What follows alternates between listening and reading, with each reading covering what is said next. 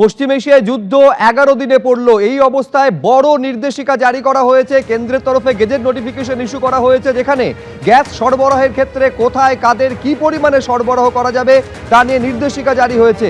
এই হচ্ছে ভারত সরকারের জারি করা গেজেট নোটিফিকেশন, যেখানে অত্যাবশ্যকীয় পণ্য আইন 1955 অধীনে কেন্দ্রের তরফে নির্দেশিকা জারি করা হয়েছে। যুদ্ধের ফলে এলএনজির যে সংকট তৈরি হয়েছে, এলপিজি, সিএনজি, পিএনজি সরবরাহের ক্ষেত্রে কড়াকড়ি জারি করা হয়েছে। 3টি ধাপে অগ্রাধিকারের ভিত্তি তালিকা তৈরি করা হয়েছে, যেখানে কি পরিমাণে কোন সংস্থায় কতটা সরবরাহ করা হবে তার একটি নির্দেশিকা দেওয়া হয়েছে।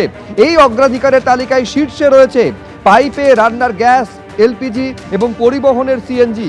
এই যে গেজেট নোটিফিকেশন জারি করা হয়েছে ভারত সরকারের তরফে, পুরোটা পশ্চিম এশিয়ায় যে যুদ্ধ চলছে আজকে গত 11 দিন ধরে, তার ফলে জ্বালানি যে সংকট তৈরি হয়েছে, এক্ষেত্রে একটা রেশনিং করা হয়েছে কেন্দ্রের তরফে।